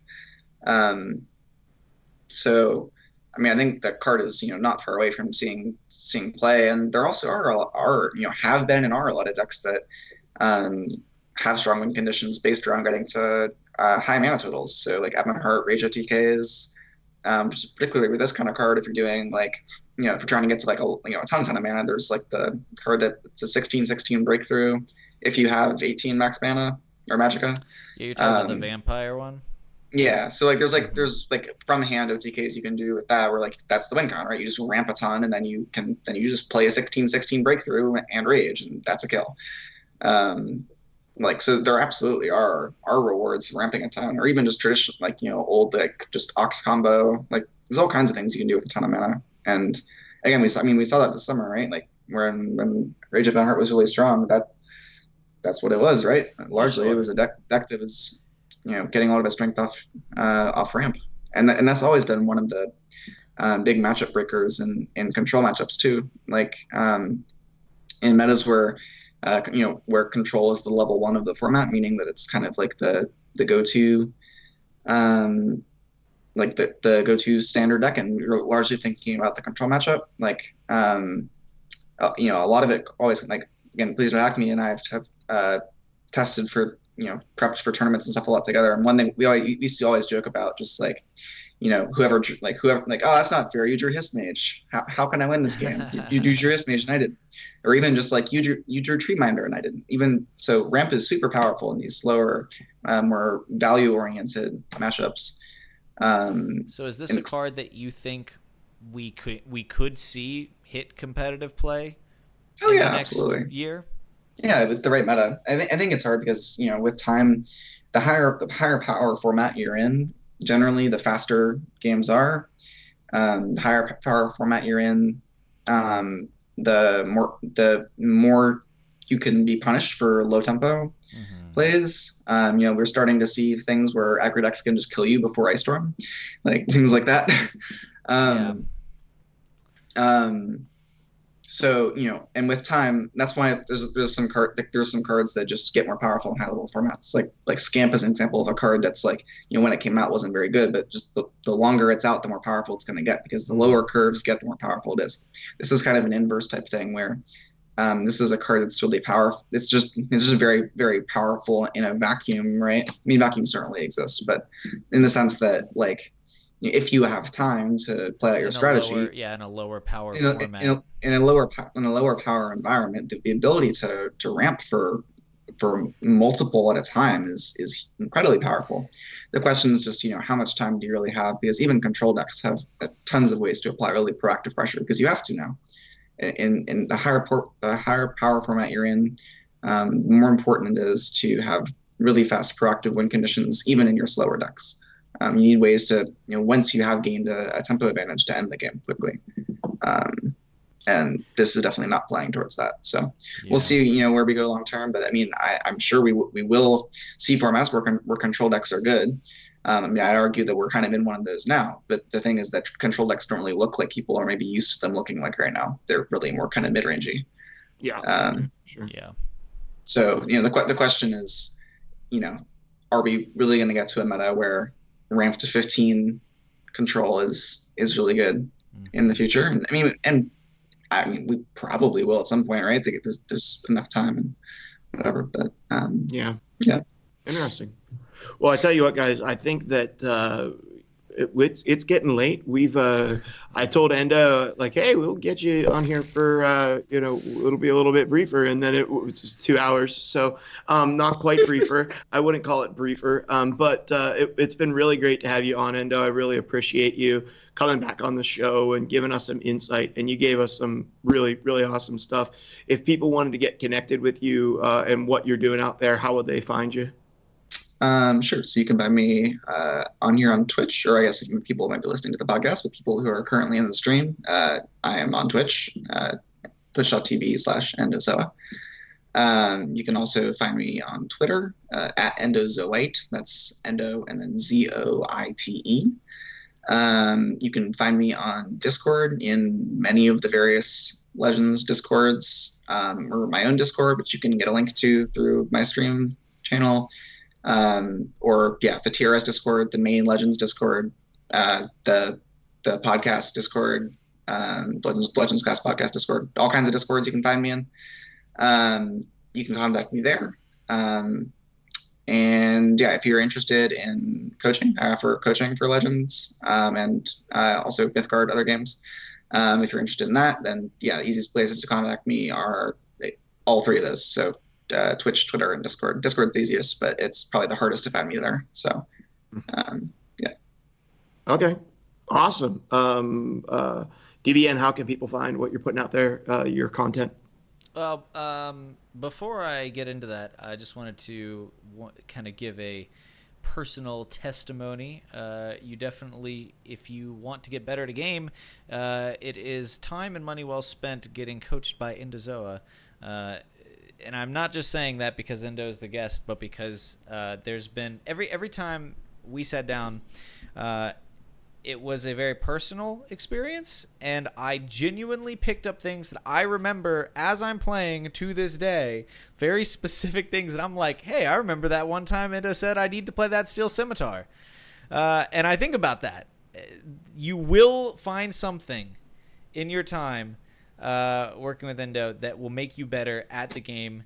It is, I've kind of dabbled with coaching / kind of groups where people try to get help out with gaming, and I never really enjoyed it, but I will say that is something that was worth my time at least, and definitely my money. It's quite affordable, and Endo is a very skilled and very patient coach as well, so just check that out if you are so inclined.